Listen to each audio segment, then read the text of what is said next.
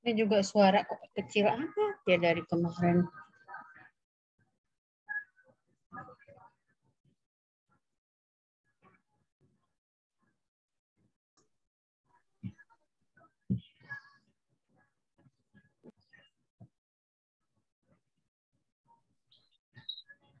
Assalamualaikum warahmatullahi wabarakatuh. Assalamualaikum. Waalaikumsalam warahmatullahi wabarakatuh. Suara Ibu bisa didengar? Suara Ibu bisa didengar? Halo? Pak, Bapak kecilin dulu ya musiknya. Bisa, Bu. Bisa ya, cuman Ibu dari kemarin ini mendengar suara mahasiswanya kecil banget gitu. Nggak terdengar. Jadi nanti kalau ada yang bertanya pun tak terdengar. Nggak tahu ini Ibu juga nggak tahu cara mencari mic-nya nih gimana nih. Oke ya, hari ini kita alhamdulillah kita bisa berjumpa lagi, dikasih sehat, bisa bertemu di perkuliahan kita yang minggu ke-9 minggu ke-5, pertemuan ke-9 hari ini ya. Minggu ke-5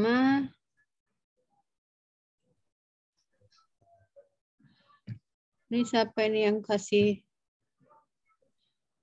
Ibu mohon maaf izin off cam karena sedang sakit.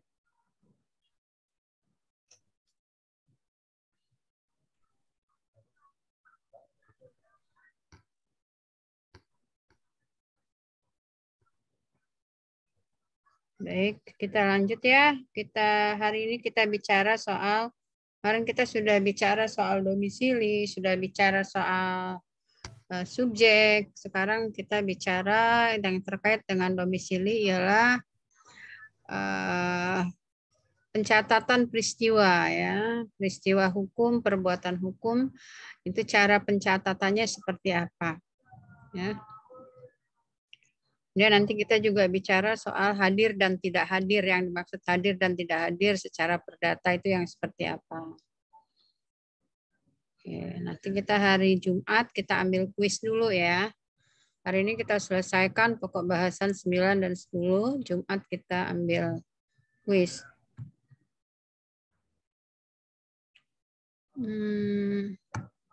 Saya share screen dulu. Oke, kita lanjut ke kuliah pokok bahasan ke-9 di minggu ke-5 ini. Kita harus selesaikan pokok bahasan 9 dan 10 karena hari Jumat kita akan ambil kuisnya. Kuliah ke-9 kita akan bicara soal pencatatan peristiwa hukum. Ya. Kemarin kita sudah bicara sudah menyinggung-nyinggung soal peristiwa hukum itu adalah apa gitu ya. Yaitu peristiwa yang ada pengaturannya dalam hukum, dan kalau peristiwa itu terjadi maka ada akibat-akibatnya. Itu peristiwa hukum ya. Kalau perbuatan hukum maka adalah perbuatan yang apabila kita melakukan perbuatan itu ternyata ada pengaturannya ya, ada hukumnya. Sehingga kalau kita melakukan perbuatan itu pun ada akibat hukumnya. Nah, sekarang kalau ada peristiwa hukum, agar peristiwa itu dapat diketahui dan dapat ketika nanti ada kepentingan itu dapat dijadikan sebagai alat bukti, maka peristiwa hukum itu harus dilakukan pencatatan. Ya, harus dilakukan pencatatan. Nah, hari ini kita bicara soal pencatatan peristiwa hukum. Ya, ini peristiwa hukum apa saja yang harus dicatat. Lalu kenapa harus dicatat? Tujuannya apa? Fungsinya apa? Lalu lembaga yang mencatat. Lalu bagaimana syarat dan prosedur pencatatan itu? Dan bagaimana kondisi pengaturan catatan sipil di Indonesia? Ya. Kita masuk ke sub yang pertama.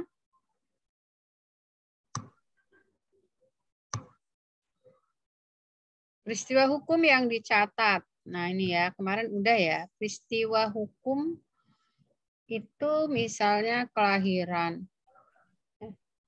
Kemarin kita sudah mengidentifikasi peristiwa mana saja yang ada pengaturannya, peristiwa mana yang tidak ada pengaturannya. Kalau peristiwa itu ada diatur di dalam peraturan perundangan, maka peristiwa itu kita katakan sebagai peristiwa hukum. Satu, peristiwa yang merupakan peristiwa hukum ialah kelahiran. Ya, kelahiran seorang anak itu merupakan peristiwa hukum. Ya. Peristiwa kelahiran itu akan menentukan subjek hukum. Nah, kita kan udah tahu kemarin pasal 2 itu ialah bahwa pengakuan sebagai subjek hukum itu sejak ada dalam kandungan dan ketika dilahirkan hidup. Ya, dalam kandungan sudah diakui dan ketika dilahirkan hidup. Nah, kecuali kalau dilahirkan dalam kondisi meninggal, itu tidak bisa lagi kita sebut sebagai subjek hukum, sebagai pendukung hak dan kewajiban. Nah, oleh karena itu peristiwa kelahiran itu harus dicatat. Harus dicatat. Maka Anda kan punya ya akta kelahiran. Surat keterangan kelahiran. Kalau surat keterangan itu biasanya dikeluarkan oleh bukan pejabat. Misalnya oleh rumah sakit. Ya, menerangkan bahwa Tuan A dengan Nyonya B telah lahir seorang anak dari Tuan A dan Nyonya B pada tanggal sekian jam sekian ya hari ini tanggal sekian jam sekian di Bandar Lampung misalnya atau di Kota Bumi atau di mana kelahirannya itu. Nah, sejak ada keterangan itu maka bayi yang bersangkutan itu sudah diakui status hukumnya sebagai pendukung hak dan kewajiban. Ya, jadi itu peristiwa kelahiran. Jadi bukan nggak ada gunanya ya pencatatan itu ya. Makanya kalau yang orang tuanya mengerti itu tidak cukup hanya surat keterangan, tapi surat keterangan itu akan dijadikan bekal untuk meminta dibuatkan akta kelahiran.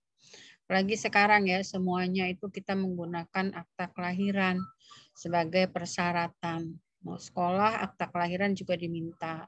Nanti mau kerja akta kelahiran juga diminta. Nanti mau mau bikin KTP akta kelahiran juga diminta. Mau bikin KK akta kelahiran juga diminta. Oleh karena itu begitu pentingnya peristiwa kelahiran itu dicatatkan. Ya, kalau orang zaman dulu kan nggak dicatat ya karena memang dunianya belum nyampe seperti kita sekarang. Ya, kalau dulu orang lahir ya tandanya cuma lahirnya waktu ada Belanda masuk. Oh, lahirnya waktu perang pecah. Yang kedua, oh lahirnya waktu terjadi gerhana bulan dan lain-lain. Nggak ada orang tahu hari kelahiran. Jadi nggak ada happy birthday itu nggak ada zaman dulu. Gimana orang mau ngerayain ulang tahun orang hari kelahirannya aja nggak tahu gitu kan. Nah kalau sekarang kelahiran itu dicatat karena ternyata untuk mengetahui status hukum seseorang. Ya, sejak kapan ia diakui sebagai subjek hukum. Kemudian ada peristiwa hukum lain yang harus dicatatkan yaitu perkawinan. Nah, perkawinan. Nah, kalau perkawinan yang menurut hukum nasional kita, menurut undang-undang perkawinan kita yang sekarang, Undang Nomor 1 Tahun 74, perkawinan itu harus dicatat. Untuk apa pencatatan perkawinan itu? Oh, untuk menjadi bukti bahwa si A dan si B itu sudah bukan pacaran lagi. Dia sudah resmi sebagai suami istri. Terikat dalam perkawinan menurut hukum. Jadi kalau Anda segentelan pacaran, belum kawin, ya nggak perlu dicatat. Ya, nggak perlu dicatat. A dan B pacaran, jadian. Si A sudah nembak si B, sudah jadian, nggak perlu dicatat itu. Itu bukan peristiwa hukum ya, nggak ada undang-undang kita yang ngatur tentang pacaran kamu mulai kapan. Itu nggak ada. Maka hati-hati. Kalau terjadi apa-apa tidak ada konsekuensi hukumnya. Ya, maka hati-hati. Tidak ada pengaturan yang mengatur kapan mulai pacarannya, kapan mulai jadiannya. Ya kamu catat aja di dalam buku harian kamu. Nah, tapi kalau perkawinan itu diatur oleh Undang-Undang Nomor 1 Tahun 74 bahwa perkawinan menurut hukum kita itu harus dicatat. Kalau tidak dicatat maka konsekuensinya nanti tidak terikat sebagai suami istri. Itu akan panjang ceritanya. Nanti anaknya dikatakan lahir tidak sah, nanti anaknya tidak sah, kemudian berdampak juga pada waris. Ya.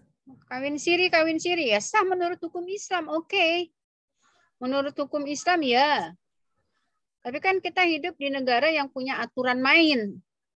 Punya hukum nasional. Kalau Anda ingin diakui secara hukum Islam saja, ya silakan saja. Tapi nanti kalau kamu punya anak, kamu nggak ada hubungan hukum dengan anakmu dari bapaknya tuh nggak ada. Dia hanya punya hubungan biologis dengan ibunya. Ya, jadi hati-hati. Ya, ngapain kawin terus punya anak terus nggak diakui anaknya oleh bapaknya misalnya atau tidak berdampak hukum. Bapaknya orang kaya, kawinnya kawin siri lah. Ngapain anaknya nanti nggak dapat apa-apa? Gitu ya. Nggak bisa mewaris, nggak ada hak waris, tidak diakui sebagai anak yang sah. Nah, itu jadi rentetannya itu panjang ya. Nah, itulah gunanya mengapa perkawinan itu harus dicatat. Untuk melihat status hukum laki-laki dan perempuan yang berpasangan itu adalah sudah resmi dan sah sebagai suami istri dalam perkawinan menurut hukum. Hukum yang dimaksud ialah hukum nasional yang berlaku dari Sabang sampai Merauke. Ya, itu. Kalau baru pacaran, jadian dan lain-lain istilah kamu anak zaman sekarang saya nggak tahu juga tuh istilahnya apa. Ada istilah nembak, ada istilah jadian, ada istilah itu bukan peristiwa hukum. Ya, maka hati-hati kalau nanti ada terjadi apa-apa, padahal kan udah jadian, Bu. Udah ini, Bu. Udah janjian, Bu. Udah jadian. Ya, itu kan intern kamu. Tapi hukumnya nggak ngatur. Kalau hukumnya nggak ngatur, Anda mau pakai dasar apa? Menuntut misalnya kamu hamil yang perempuan. Menuntut gimana? Nggak bisa. Gitu. Ya. Itulah salah satu lagi yang merupakan peristiwa hukum. Jadi ada kelahiran, ada perkawinan yang harus dicatat, kemudian perceraian. Perceraian sama dengan perkawinan juga harus dicatat. Sama, kalau tadinya suami istri dua sejoli laki-laki dan perempuan itu sudah sah sebagai suami istri, ternyata sudah berpisah. Itu nanti status hukumnya nggak bisa lagi gitu ya. Jadi satu status hukumnya duda, satu status hukumnya janda. Maka kan kita sering kalau misi identitas kan status. Apa nih statusnya? Gadis, bujang, janda, duda. Nah, yang banyak status hukum punya istri ngakunya duda. Ya. Nggak apa-apa kalau cuma ngaku. Tapi tercatatnya. Nah, kalau ada kita bicara dari aspek hukumnya, dari perspektif hukumnya kan tercatat apa enggak? Nah, kalau tidak dicatat, udah cerai nih dari awal Januari 2021, sekarang udah 2022. Enggak dicatat, cuman cerai secara agama aja, talak. Ya kalau kamu mau kawin lagi ya repot secara nasional. Gimana? Mana buku cerainya? Nah, nggak bisa. Nah, itulah maka perceraian pun harus dicatat. Karena kalau mau menikah lagi itu ditanya statusnya apa gitu. Nanti ada yang tanya, Bu, gimana Bu? Kalau dianya memang ngakunya bujang aja gitu. Silahkan saja ngaku bujang, tapi nanti ada rentetan pembatalan perkawinan. Hati-hati juga gitu. Nah, kalau Anda ngaku duda, ngaku janda, buktinya mana? Bahwa Anda tuh duda atau janda. Jangan-jangan masih punya istri.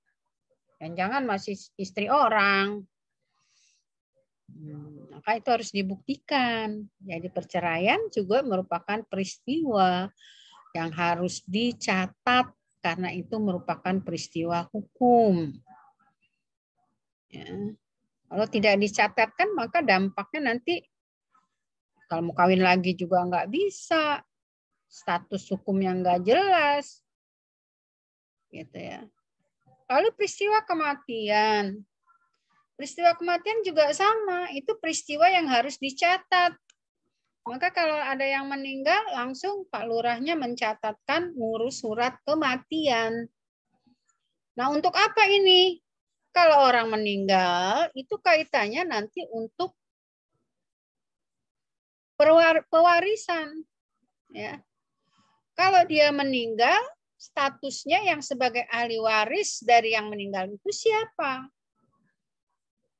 Gitu. Maka kalau mau memohon kepada pengadilan bahwa kita sebagai ahli waris, itu harus ada surat kematian, harus ada keterangan pencatatan kematian. Nah, itu. Kalau enggak, jangan-jangan ngaku-ngaku sebagai ahli waris, nggak taunya orangnya masih hidup. Nah, ini bahaya nih, gitu ya. Orang yang masih hidup dia udah ngaku sebagai ahli waris, maka kematian pun sebagai peristiwa hukum harus dicatat. Ya, karena nanti untuk menentukan siapa ahli warisnya. Ya, ahli warisnya siapa? Yang meninggal namanya pewaris ya, yang akan menerima warisan dari si meninggal itu namanya ahli waris. Ingin ditentukan belum bagi harta nih, baru ditentukan saja. Anaknya 8 atau 9 atau 10. A, B, C, D, E, F sampai 10. 1, 2, 3, 4, 10. Ingin ditetapkan sebagai ahli waris dulu, belum bagi harta. Nah, pengajuan sebagai ahli waris itu butuh keterangan bahwa pihak pewaris ini memang sudah meninggal. Dari mana taunya? Ya dari pencatatan. Dari pencatatan. Itulah makanya kematian itu pun harus atau merupakan peristiwa hukum yang harus dicatat. Ya, peristiwa hukum yang harus dicatat.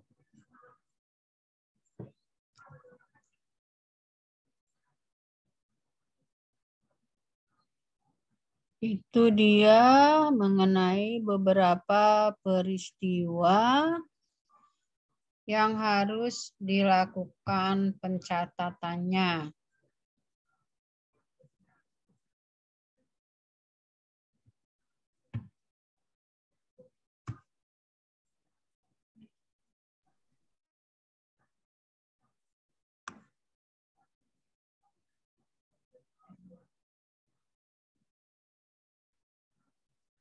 Kemudian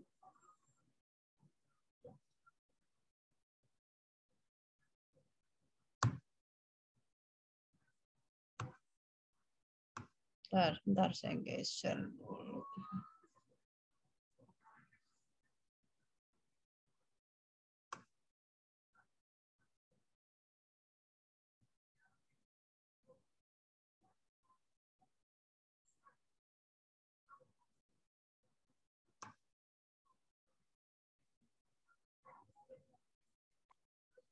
Lalu yang harus dicatatkan juga kalau kita melakukan penggantian nama.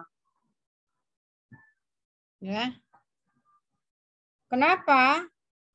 Karena biasanya kita di dalam akta kelahiran itu sudah ada misalnya lahir seorang bayi yang diberi nama siapa. Itu sudah ada pencatatannya. Maka kalau Anda merasa namanya kurang keren, yang diberikan oleh orang tuamu itu enggak keren amat nama ya. Jadul banget sih nama ini. Begitu Anda sudah mau dewasa, Anda mau ngerubah nama, itu harus dicatatkan juga. Ya, karena nggak main-main itu nanti untuk menentukan identitasmu.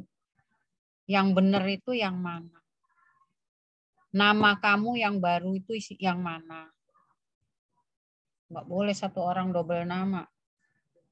Ketika mau diperlukan untuk ini pakai nama yang ini. Ketika mau diperlukan untuk ini pakai nama yang ini. Mana yang menguntungkan itu secara hukum nggak boleh. Ya, maka penggantian nama itu juga merupakan peristiwa hukum yang harus dicatat. Walaupun misalnya orang tua itu kan sering ada ya budaya yang mengatakan kalau anaknya sakit terus katanya keberatan namanya terlalu berat buat dia. Jadi sakit mulu anaknya. Ada loh budaya yang seperti itu, orang Jawa biasanya punya klenak-klenikan kayak gitu. Kaboten nama, kaboten jeneng. Ini sakit terus nih anak nih. Kalau gitu namanya bagus banget, udah diganti aja namanya Tutur aja lah, dibuang terus diganti nama Tutur. Nah, kalau cuman panggilan nggak apa-apa, tapi kalau mau resmi diganti nama itu harus dicatat. Namanya bagus-bagus, misalnya Restu Widodo, terus sakitan mulu, terus sama emaknya dibuang, dipungut, karena dipungut bahasa Jawanya adalah tutur, maka dipanggilnya Tutur. Nah, kalau mau diganti dan seterusnya dalam ijazah dan lain-lain mau diganti, itu harus dicatat. Tapi kalau cuma mau dipanggil-panggil aja, panggilan aja nggak apa-apa, nggak usah dicatat. Ya, panggilan cantik, biasanya kan panggilan manisnya apa gitu. Namanya apa, dipanggil apa, ya nggak apa-apa kalau itu. Ya, itu namanya nama panggilan. Ya, tapi kalau resmi mau mengganti nama, maka namanya harus penggantian nama itu harus dicatat. Oke, kita lanjut. Tujuan dan fungsi pencatatan. Tujuan dan fungsi pencatatan. Untuk kepastian hukum tujuannya yang pasti. Untuk kepastian hukum pencatatan itu. Apakah seseorang sudah dewasa atau belum? Ya lihat aja akta kelahirannya tanggal berapa. Nggak bisa ngarang-ngarang. Ngaku umur 25 ternyata baru 20 atau baru 15 misalnya. Lihat aja di dalam akta kelahirannya. Jadi untuk kepastian hukum. Supaya nggak ngaku-ngaku. Supaya kalau ingin menentukan apakah dia sudah dewasa atau belum. Ada kepastian.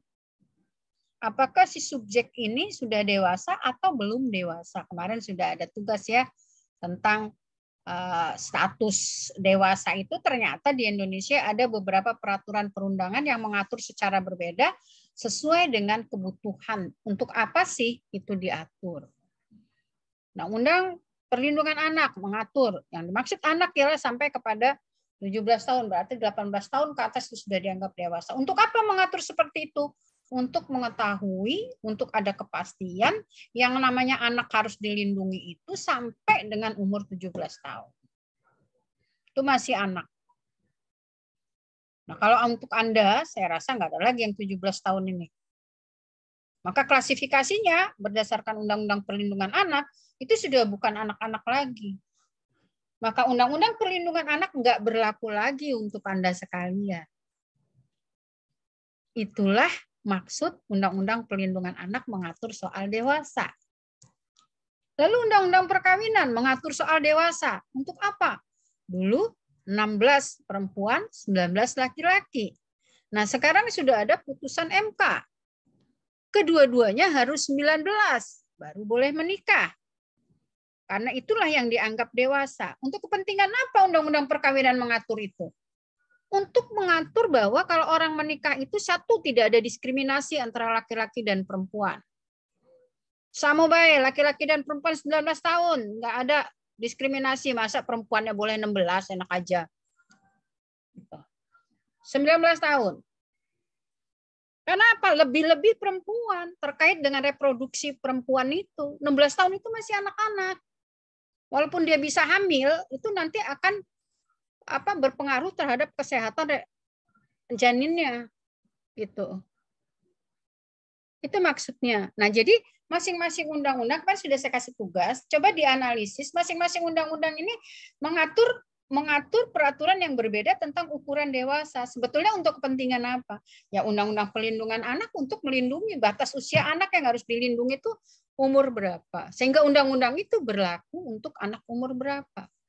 Undang-Undang Perkawinan mengatur untuk syarat orang melakukan perkawinan itu harus 19 tahun kedua-duanya. Nggak bisa lagi 16-19. Diprotes. Ya. Aliran feminis sudah memprotes itu. Nggak bisa dong. Masa perempuan yang 16 boleh? Sampai dulu ada, siapa itu yang dikawini anak umur 12 tahun. Tapi sampai sekarang jadi si rumah tangga itu. Ya lucu juga itu. Gitu ya. Nah itu ya. Jadi kalau kelahiran itu ingin tujuannya kepastian hukum untuk memastikan apakah si subjek itu pada suatu waktu tertentu udah dewasa atau belum. Nah ini nanti akan terkait kalau dia melakukan perbuatan hukum. Apakah dia sudah dianggap cakap atau belum. Nah, ini ya kan ada kemarin.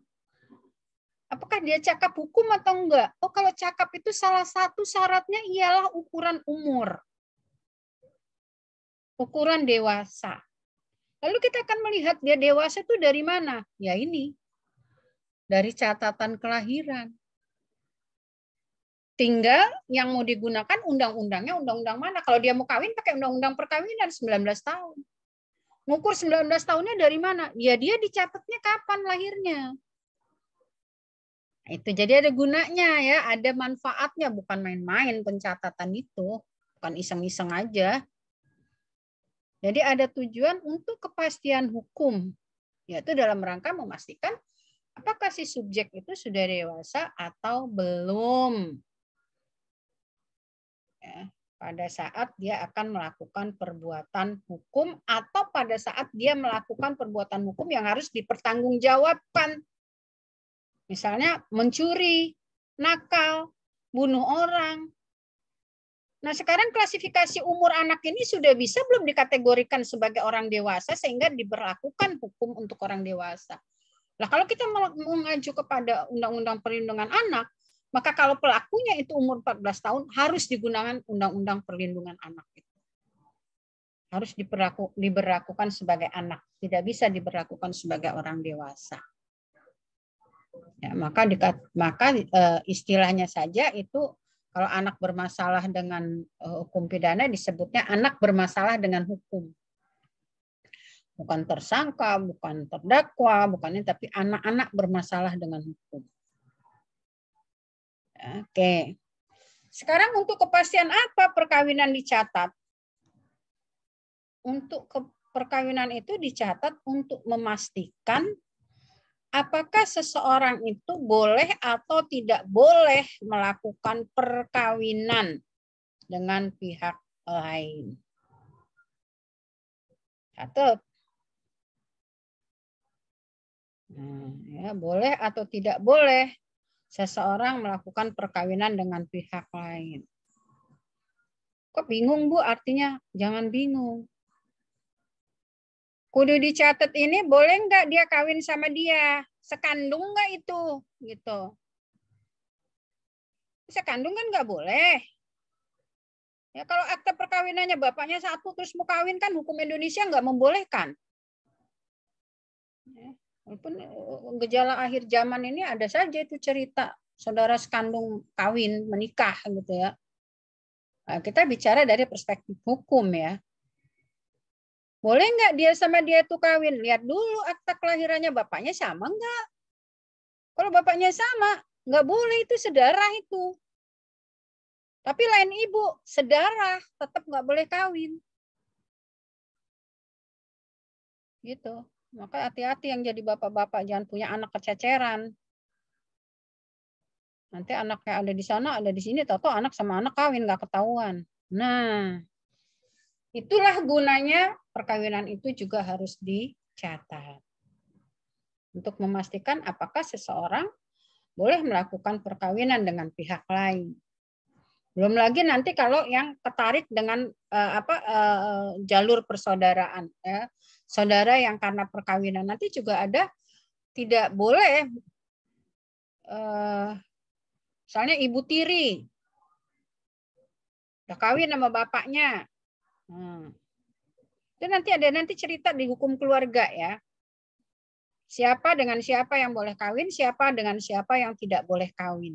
Nanti ada di pembicaraan hukum keluarga. Ini kita sedang bicara dulu perkawinan itu dicatat untuk mengukur apakah seseorang itu antara orang satu dengan orang lainnya diperbolehkan memenuhi syarat untuk melakukan perkawinan. Lalu perceraian itu juga harus dicatat. Untuk apa? Untuk kepastian hukum yang mana?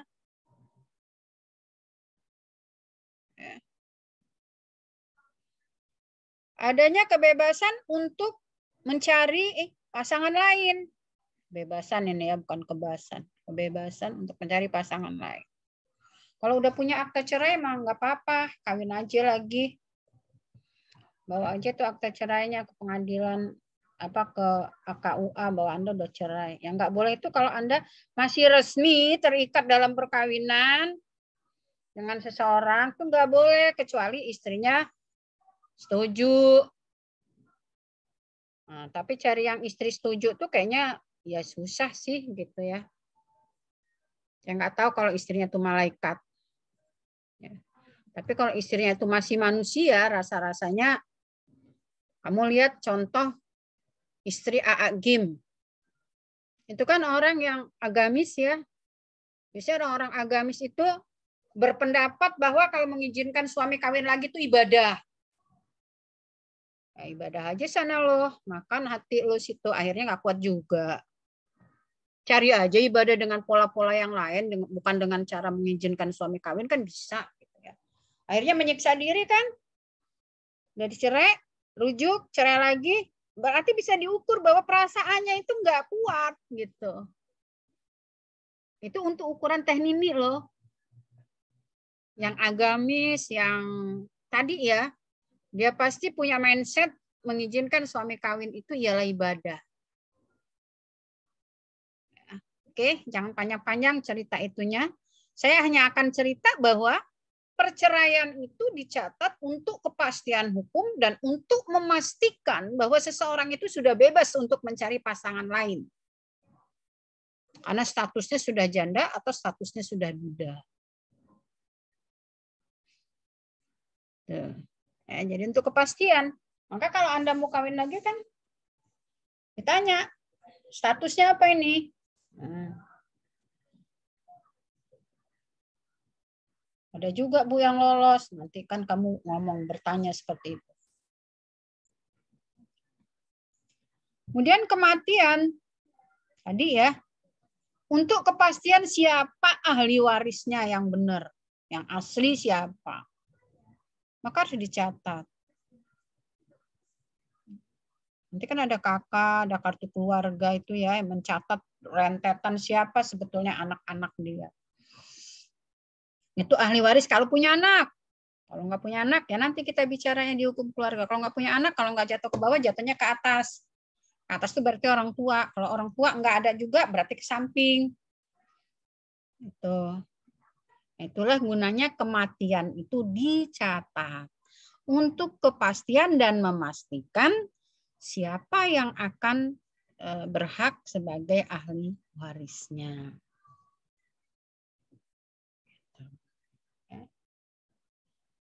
Dan untuk penggantian nama, ya untuk kepastian hukum, identitasnya yang benar yang mana. Kalau Anda bermasalah dengan hukum, pasti akan apalagi kalau maju ke persidangan, pasti akan dipanggil. Kalau akan dipanggil, identitas yang benarnya yang mana. Dedi siapa atau Dorce Gamal, siapa itu namanya. Siapa gitu ya, itu diganti apa enggak namanya saya nggak tahu tuh, apakah itu namanya diganti dengan seiring dengan penggantian alat kelamin dia menjadi perempuan, apakah nama kelahirannya di akta kelahiran itu juga ikut diganti. Nah itu saya nggak mengikuti, itu harusnya diganti karena dia memilih identitasnya yang mana gitu ya.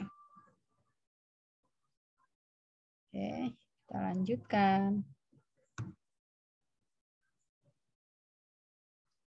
Nah, kalau tadi tujuannya adalah untuk kepastian hukum, semua pencatatan itu tujuannya untuk kepastian hukum. Kepastian hukum tentang apa? Kepastian hukum tentang apa? Kalau kelahiran, kepastian hukum tentang dewasanya, ukuran dewasa. Kalau perkawinan, kepastian hukum tentang dengan siapa dia boleh kawin. Ya, kalau perceraian, kepastian hukum tentang bahwa dia sudah bebas untuk memilih pasangan barunya. Kalau kematian, kepastian hukum untuk ahli waris. Kalau penggantian nama, kepastian hukum untuk status identitas nama dia. Lalu fungsinya apa? Ternyata fungsinya semua yang dibuat secara tertulis itu, sudah berapa kali saya mengatakan, semua hal yang dibuat secara tertulis adalah gunanya, fungsinya untuk dijadikan sebagai alat bukti.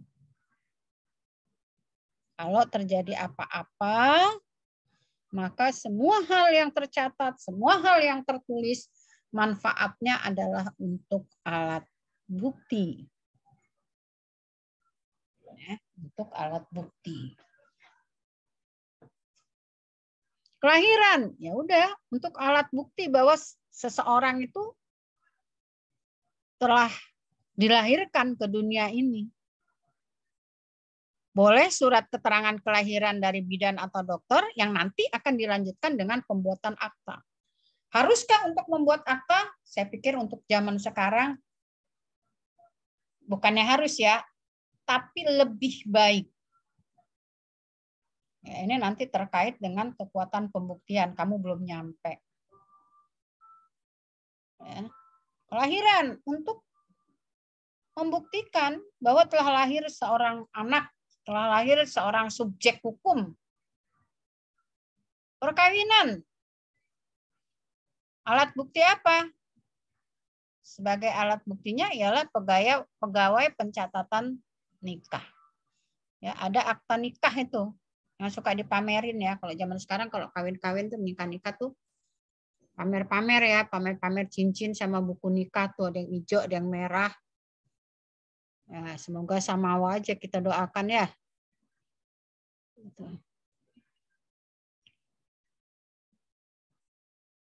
Kemudian perceraian, alat buktinya ialah putusan pengadilan agama. Ini perkawinan ini bukan pegawai pencatat nikah ya, tapi akta yang dibuat oleh pegawai pencatat nikah, akta nikah. Itu penting banget ya. Jangan mau kalau cuma dikawin-kawin aja nggak dapat akta, berarti nggak dicatat. Perceraian, buktinya yang bisa dijadikan alat buktinya itu ialah putusan pengadilan. Kalau orang Islam, putusan pengadilan agama. Non-Muslim, putusan pengadilan negeri. Kematian. Kalau matinya di rumah sakit, biasanya mengeluarkan rumah sakit dokter. Kalau matinya di rumah, meninggalnya di rumah, biasanya mengeluarkan surat kematian itu lurah. Penggantian nama, itu surat putusan pengadilan. Ya, jadi ini ya, jadi Anda sebagai anak-anak Fakultas Hukum, saya sudah tahu ya, berhadapan dengan waris itu nanti. Sampai situ dulu. Ada yang mau tanya enggak? Peristiwa apa yang harus dicatat? Terus gunanya untuk apa? Tujuan pencatatan untuk apa? Jadi tujuannya dicatat itu ialah untuk kepastian hukum. Kepastian hukum tentang kalau kelahiran, kepastian hukum untuk memastikan apa? Perkawinan memastikan apa? Perceraian memastikan apa? Kematian memastikan apa? Nah, kalau fungsinya itu semua pencatatan atau semua hal yang dibuat secara tertulis, itu pasti konsekuensinya ialah akan dijadikan sebagai alat bukti. Ada pertanyaan sampai di sini? Izin bertanya, Bu. Saya suaranya agak kurang mendengar ya, agak keras ya kalau Anda yang mau tanya. Ada pertanyaan enggak? Izin bertanya, Bu. Sebutin namanya ya. Nama saya Zaila Sari. Nama saya Zaila Sari. Dengan NPM 2112011-257 ingin bertanya, apakah anak yang lahir di luar perkawinan bisa dibuatkan akte pengesahannya, Bu? Dan lembaga mana yang berwenang mengeluarkan akte perkawinan untuk pasangan suami istri yang berbeda agama? Terima kasih, Bu.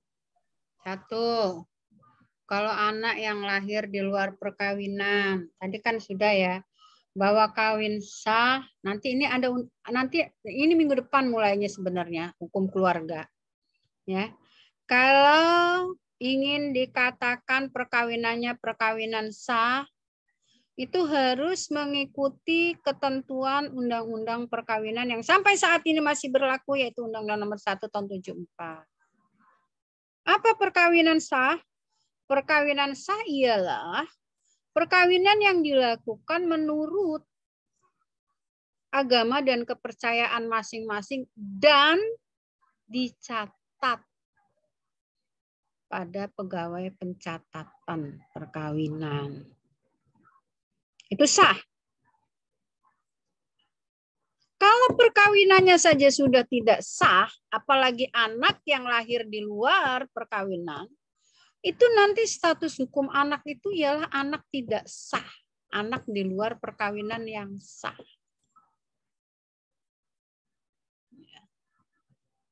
Yang harus dicatat sebagai sebuah peristiwa, akibat kelahiran itu kan akibat adanya perkawinan sah toh. Kalau perkawinannya aja nggak dicatat, gimana kelahiran anaknya mau dicatat? Disitulah kita harus hati-hati. Gitu. Disitulah kita harus hati-hati. Lawang perkawinan perkawinan kedua orang tuanya aja nggak sah menurut hukum, ya anaknya lahir di luar perkawinan yang sah. Kalau perkawinan aja nggak dicatat, gimana anak yang lahir mau bisa dicatat? Ya, itu satu. Yang kedua, di mana pencatatan apa tadi? Perkawinan apa?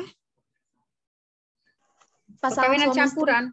Oke deh, itu nanti kita bahas di dalam materi kita pembahasan hukum keluarga ya.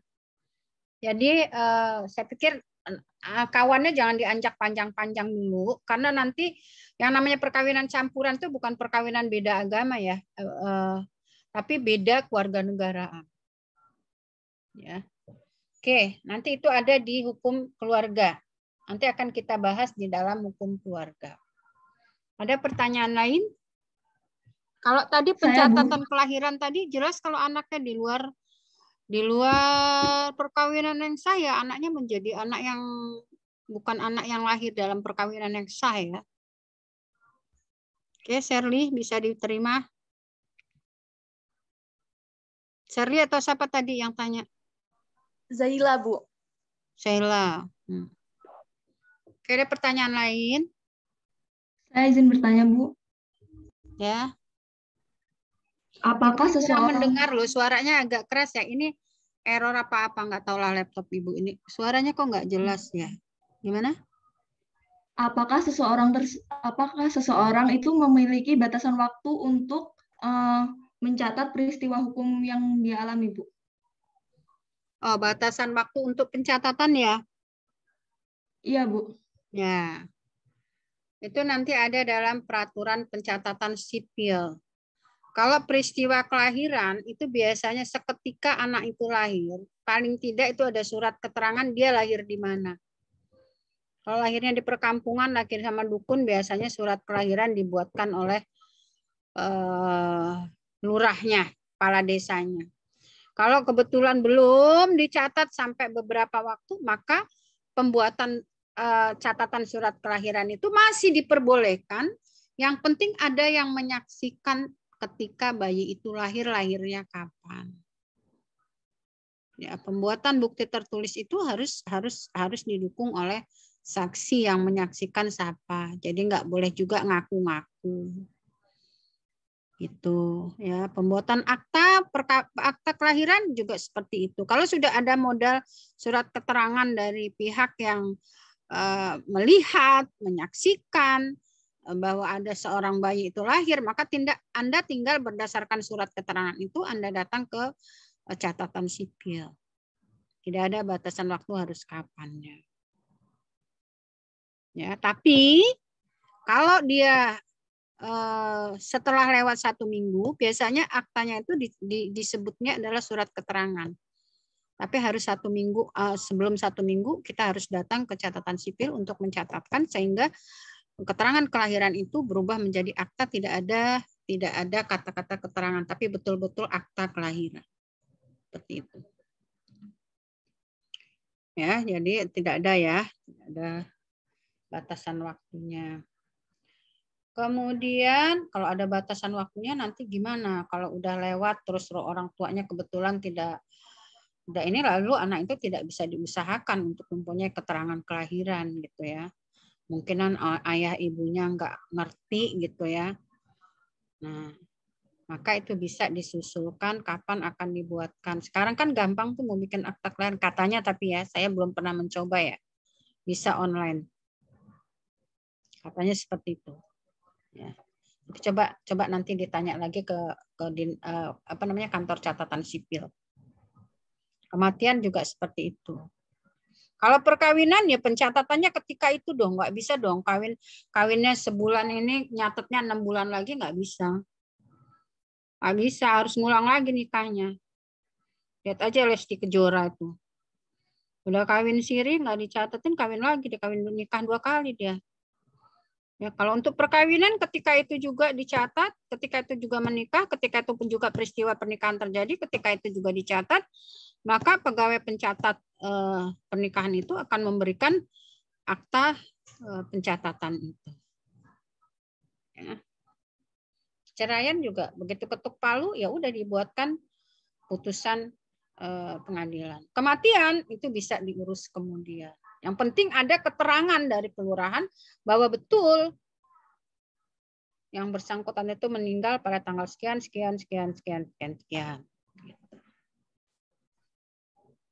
Oke. Bu, boleh bertanya, Bu? Ya. Boleh. Nama saya Hernisa Cantika, NPM 211201101. Saya ingin bertanya, Bu, dalam pergantian nama, apakah ada batasan dalam pergantian nama di dalam hukum ya, Bu? Apa? Di dalam pergantian nama, apakah ada batasan dalam pergantian nama tersebut di dalam hukum ya, Bu? Ada batasan tentang apanya? Tentang pergantian nama di dalam hukum. Maksudnya batasan apanya? Dalam penggantian nama ya, Bu, dalam proses di hukum. Batasan waktu. Batasan penggantian nama. Batasan penggantian nama maksudnya sekali, 2 kali, 3 kali gitu? Iya gitu, Bu, di dalam hukum. Apakah ada batasan yang gitu, Bu? Dalam penggantian nama di proses hukum? Apakah hanya boleh sekali gitu? Iya. Apakah harus 2 kali? Yang penting Anda sanggup aja menghadapi pengadilan untuk penggantian nama Anda. Silakan saja. Karena proses pengadilan itu meminta penetapan. Ya, berhadapan dengan pengadilan silakan saja kalau mau ganti nama setahun 10 kali juga. Apa yang penting Anda berurusan terus dengan ini. Tapi kan Anda sudah dianggap orang yang tidak punya itikat baik ya, ganti nama. Terus ini mau jadi apa nih orangnya gitu kan. Gitu. Ya. Oke, saya izin bertanya, Bu. dulu. Lembaga catatan sipil. Nah, ini lembaga yang mencatat ya, lembaga yang mencatat tadi bahwa ada beberapa peristiwa hukum yang harus dicatatkan. Mana lembaga yang mencatatkan? Oh, ternyata lembaga yang mencatatkan itu namanya lembaga catatan sipil. Ya, lembaga catatan warga. Sipil kan warga ya.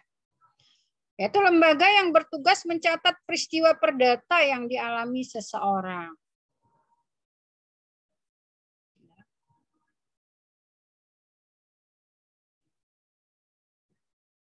Ruang lingkup pencatatan sipil itu ada yang bersifat umum. Ya, kegiatannya melakukan pencatatan peristiwa perdata bagi seluruh warga negara secara umum yang berada di bawah Kementerian Dalam Negeri. Ini ada di setiap kabupaten atau kota. Disduk Capil namanya. Dinas Kependudukan dan Catatan Sipil. Adanya di setiap kabupaten, kota. Bersifat khusus. Ini kok nggak bisa jalan sih, ini kursor ini juga. Astagfirullahaladzim. Pencatatan peristiwa-peristiwa khusus bagi WNI. Ini ada peristiwa-peristiwa khusus yang khusus untuk orang beragama Islam. Peristiwa perkawinan, peristiwa perceraian, itu dilakukan di Kementerian Agama. Ya, melalui pengadilan agama. Ya, jadi pencatatan perkawinan untuk orang Islam itu ada di wilayah hukumnya pengadilan agama, perkawinan dan perceraian. Tugas lembaga pencatatan sipil yaitu mencatat dan menerbitkan kutipan akta kelahiran, kutipan akta perkawinan, kutipan akta perceraian, kutipan akta kematian, kutipan akta pengangkatan anak, dan akta ganti nama. Jadi pengangkatan anak itu juga harus dicatat ya, adopsi yang resmi itu juga harus dicatat. Kalau nggak dicatatkan di pengadilan, nggak diminta penetapannya, itu adopsinya tidak resmi. Kalau adopsi tidak resmi, kalau orang tua yang mengadop itu meninggal, anak itu nggak bisa mewaris. Kalau mau resmi, apalagi kita nggak punya anak, terus kita mau angkat anak, menganggap dia nanti sebagai ahli waris kita, maka kita harus mengadopsi dia melalui jalur hukum yang resmi. Harus minta penetapan pengadilan. Baru nanti bisa berefek, bisa berdampak. Ketika kita meninggal, anak itu punya hak waris terhadap apa yang kita tinggalkan. Tinggalkan itu belum tentu harta ya, tapi juga hutang. Ya, kasus Dorce ada yang ngaku tuh masyarakatnya bahwa Dorce punya utang sekian. Nah, ahli warisnya bertanggung jawab itu, tapi ya pengakuan itu harus dibuktikan dulu apa buktinya bahwa Dorce itu punya utang. Gitu ya. Jadi pengangkatan anak pun itu harus dicatatkan, ganti nama juga harus dicatatkan karena itu punya konsekuensi hukum tersendiri. Bagaimana syarat untuk mencatatkan sebuah peristiwa hukum? Ya, atau bagaimana juga prosedurnya? Syaratnya ada surat keterangan yang menyatakan telah terjadi peristiwa hukum. Kalau lahir ada surat keterangan tadi ya, dari bidannya, dari dokternya, dari lurah sekitarnya kalau lahirnya sama dukun. Kematian juga seperti itu. Ya. Surat keterangan itu dibuat oleh pihak yang berhak untuk mengurus, menangani, dan mengeluarkan surat keterangan tersebut. Jadi kalau lahirnya di rumah sakit ya dokter yang menangani kelahiran itu, rumah sakitnya. Ya. Kalau kematian, siapa yang berhak menangani? Kalau matinya di rumah sakit, ya orang rumah sakit juga yang mengeluarkan keterangan. Kalau dia matinya di rumah, ya yang mengeluarkan keterangan ya lurahnya. Lalu prosedurnya gimana? Nah, prosedur ini silahkan dibaca peraturan tentang pencatatan sipil. Harus kemana kamu mengurusnya? Ya, bagaimana prosedurnya? Surat keterangan yang memenuhi persyaratan dibawa ke kantor catatan sipil untuk didaftar dan dicatatkan dalam buku akta yang disediakan untuk setiap peristiwa hukum. Jadi datang saja ke Dinas Kependudukan dan Catatan Sipil yang ada di wilayahmu. Kalau yang meninggal ada di Bandar Lampung, silakan ke Kota Balam. Ada di sana Disduk Capilnya. Kalau meninggalnya di Lampung Selatan, silakan ke Disduk Capil Lampung Selatan. Itu ya. Kemudian, nah ini mengenai pengaturan pencatatan sipilnya ini, ternyata catatan sipil itu sudah ada sejak zaman Hindia Belanda, itu sudah ada. Jadi bukan baru-baru ini ya. Sudah ada sejak zaman Belanda itu semua peristiwa hukum itu harus dicatatkan. Kan pengaturan tentang peristiwa hukum juga sebagian besar mengacu pada KUH Perdata. Maka catatan sipil sebagai lembaga pencatat itu juga memang sudah ada sejak zaman itu. Ya.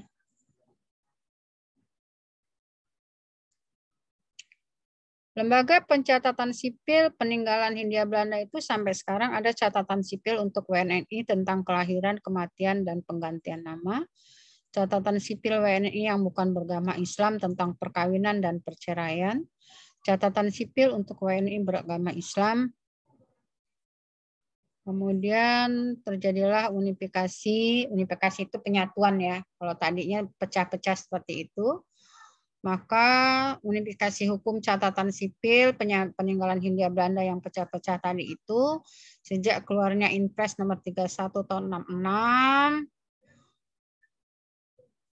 yang disertai dengan surat edaran bersama Menteri Kehakiman dan Menteri Dalam Negeri nomor 1 tahun 67 ya, yang mengatur tentang kemana pencatatan sipil itu harus dilakukan, pembagian kewenangan.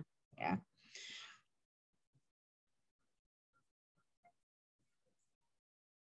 Nah ini Dukcapil ini nanti masuknya ke apa namanya bagian tata usaha negara ini. Kita secara perdatanya boleh tahu bahwa sebuah peristiwa hukum yang menyangkut warga sipil itu harus dicatat. Itu bagian kita hukum perdata. Bagaimana sebuah lembaga mencatat itu, bagaimana Disdukcapil berfungsi dan lain-lain, itu nanti Anda dapat materinya di kelompok hukum administrasi negara. Oke, sekarang kita lanjutkan ke pokok bahasan 10. Ada suatu istilah di dalam perdata yang kita sebut sebagai keadaan tidak hadir. Nah, ini apa pula, Bu? Banyak amat istilahnya. Iya, memang. Perdata itu banyak benar juga istilahnya. Keadaan tidak hadir itu yang mana pula ini lagi? Ya, mari kita lihat bersama-sama. Disebut keadaan tidak hadir kalau Anda nggak masuk kelas, kalau saya bilang nggak hadir. Ternyata di perdata ada pengertian tidak hadir itu apa? Gitu. Ya, yang saya anggap tidak hadir ialah Anda yang tidak masuk kelas. Yang tidak masuk kelas ialah yang tidak terlihat wajahnya di kelas kalau kita online. Itu tidak hadir kata saya. Tapi coba kita lihat apa sih pengertian keadaan tidak hadir? Apa sih pengaruhnya keadaan tidak hadir secara perdata? Nanti kita lihat. Pengertian keadaan tidak hadir menurut perdata ternyata diatur dalam pasal 463 dan pasal 467 KUH Perdata. Tidak hadir itu ialah seseorang sebagai subjek hukum, artinya orang yang diakui sebagai subjek hukum ya, tidak ada di tempat kediaman. Tempat kediaman, Anda udah belajar ya kemarin domisili atau tempat kediaman. Yaitu tidak ada di tempat di mana ia memiliki hak dan kewajiban. Nggak ada nih orangnya nih. Ya. Bepergian atau meninggalkan tempat kediaman.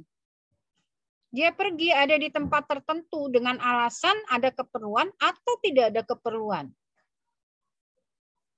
Baik dengan izin maupun tanpa izin. Jadi dianggap tidak hadir, sama ya dengan saya.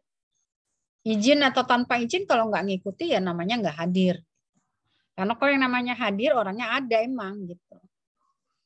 Hati-hati Anda ngaku hadir tapi Anda nggak hadir. Anda nggak hadir tapi Anda bilang hadir. Kalau ada apa-apa gimana? Padahal Anda nggak ada di tempat ketika itu. Kalau nggak hadir ya mendingan bilang nggak hadir aja gitu. Karena kalau nggak hadir, ngaku hadir, kalau ada apa-apa konsekuensi hukumnya Anda diminta untuk menjadi saksi, padahal Anda ketika itu Anda tidak ada di tempat. Rugi Anda. Ya, hati-hati. Kalau kita orang hukum itu emang semuanya harus serba hati-hati ya, karena kita tahu kalau ini konsekuensinya ini, kalau ini nanti akan begini, kalau ini akan begono, maka kita serba hati-hati. Nggak boleh serampangan. Kalau nggak hadir ya nggak hadir aja. Jangan teken. Ya, Anda ada satu acara kumpul-kumpul nih. Ya udah gue titip absen aja ya, teken. Nggak taunya acara itu cara apa? Semua yang tanda tangannya di situ ditangkap. Nah mau apa Anda? Padahal Anda ketika itu nggak ada. Rugi kan?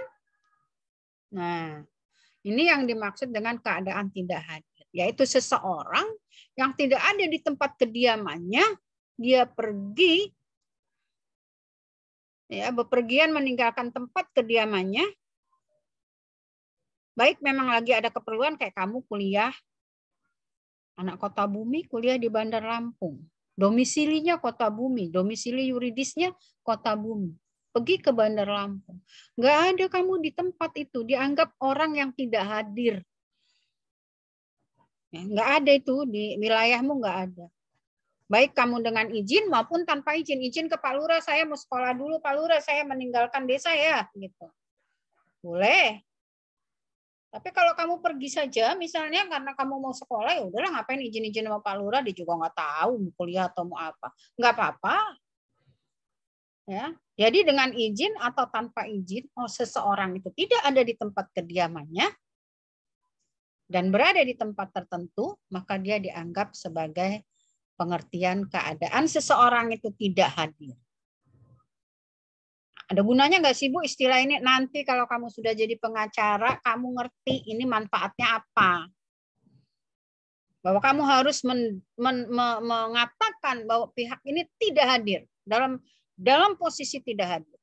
Pada saat terjadi peristiwa hukum tertentu, orang ini nggak ada, tidak hadir.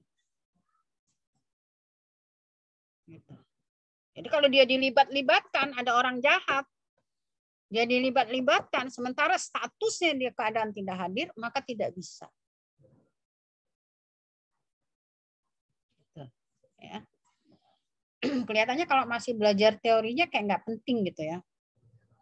Tapi nanti ketika Anda berhadapan dengan masalah hukum, Anda jadi pengacara, Anda jadi hakim, Anda jadi jaksa, nah, itu ya, itu tidak hadir. Lalu apa sih pengaruhnya? Keadaan tidak hadir itu, KUH Perdata mengatur keadaan tidak hadir ini selama 5 tahun orang berada tidak ada di tempat atau sampai 10 tahun kata pasal 470.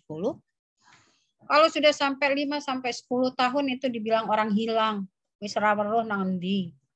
Hilang entah kemana. Kalau dia meninggalkan harta, maka hartanya itu sudah bisa diurus oleh orang lain. Itu konsekuensi hukumnya. Hati-hati kalau minggat, jangan kelamaan. Jangan kayak Bang Toyib. Ya. Karena secara hukum ada konsekuensinya. Nah, kalau kita sudah disebut orang hilang, nggak tahu nih kemana keberadaannya nih, sampai 10 tahun dia tidak berada di tempat, tidak hadir, maka dia statusnya sudah orang hilang. Ada pengaruh hukum terhadap penyelenggaraan kepentingan yang bersangkutan. Dia punya rumah, punya harta. Ini mau diapain ini? Gitu. Orangnya nggak ada, pergi. Nah, itu nanti akan bisa diurus oleh pihak yang berwenang untuk mengurus itu. Ya, penyelenggaraan kepentingan yang bersangkutan, status hukum yang bersangkutan sendiri atau status hukum anggota keluarga yang ditinggalkan, suami, istri, anak, atau keluarga lainnya. Ya. Jadi ada pengaruhnya. Mau ngurus kepentingan orang yang dibilang hilang itu dan mau ngurus kepentingan orang-orang yang ditinggal. Ya, misalnya pergi,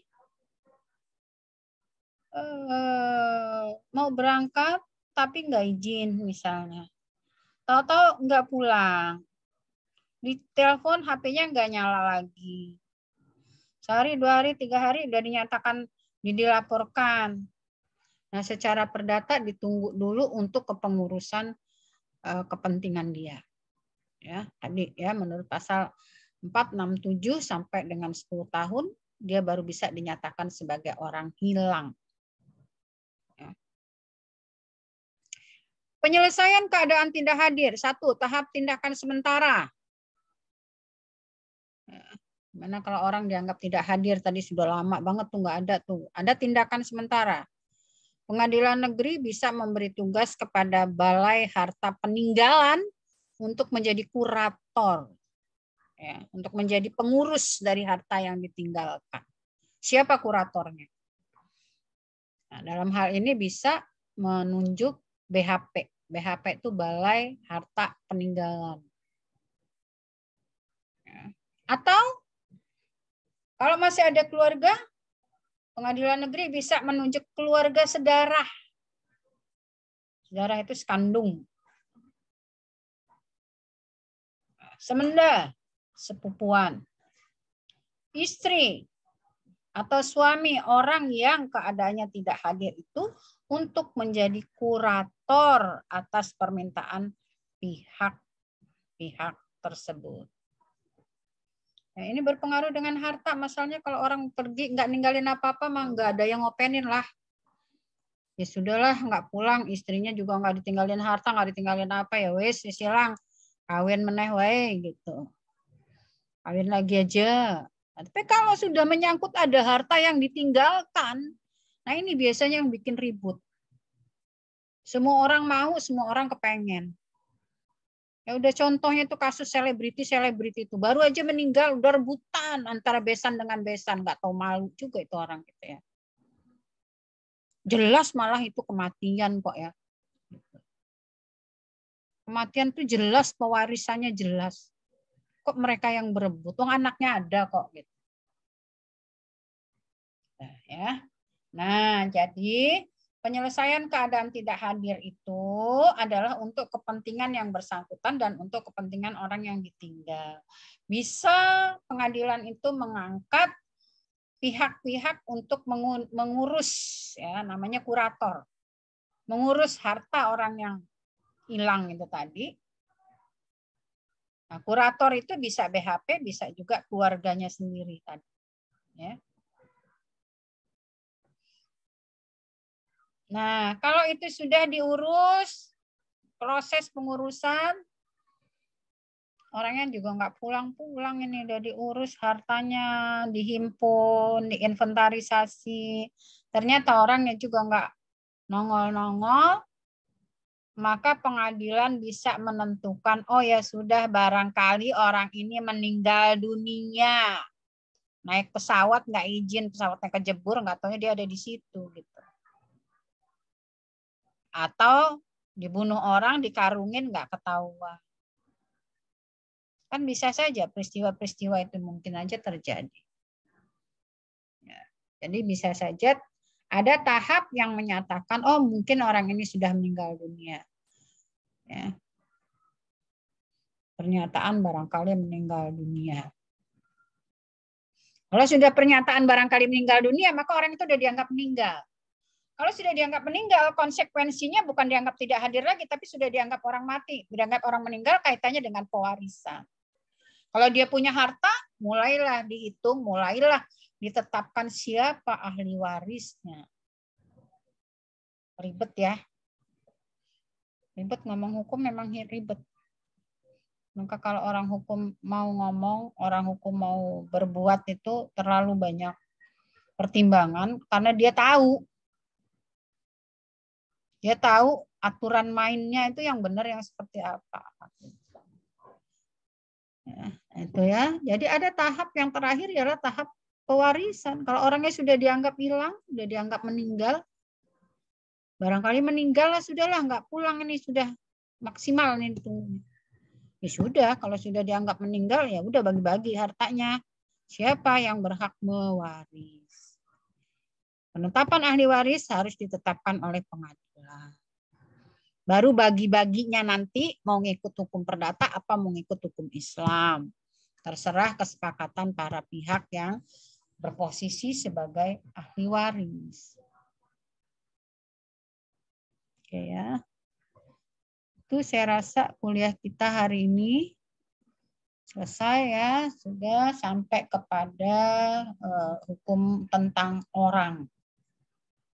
Hukum tentang orang kita selesai. Pengantar umum tentang perdata.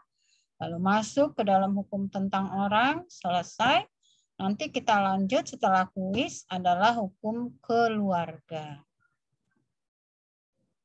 Ya, hukum keluarga. Jadi kuisnya bahannya mana saja, Bu? Ya pastinya ya yang sudah disampaikan. Mulai dari pengantar sampai kepada hari ini, kita perkuliahan ini. Ya, insya Allah nanti kita bisa ambil kuesioner dulu yang pertama. Ya, kuesioner yang kedua biasanya saya ambil di pertengahan antara UTS dan UAS.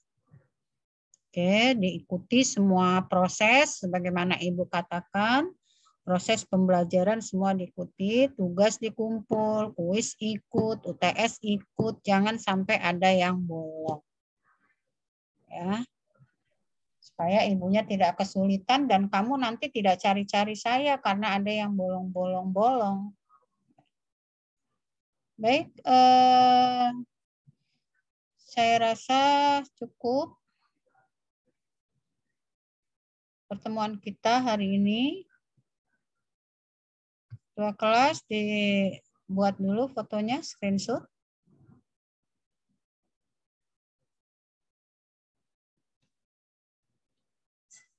Sudah, Bu.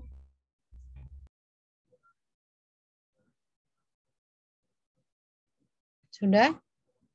Sudah, Bu.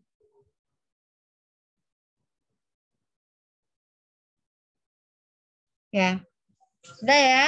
Kalau sudah, sampai ketemu lagi di kesempatan yang akan datang. Billahi taufiq wal hidayah. Wassalamualaikum warahmatullahi wabarakatuh. Waalaikumsalam warahmatullahi wabarakatuh. Waalaikumsalam warahmatullahi Waalaikumsalam. Selamat Terima kasih, Bu. mengikuti perkuliahan lain selanjutnya. Selamat siang. Terima kasih, Bu.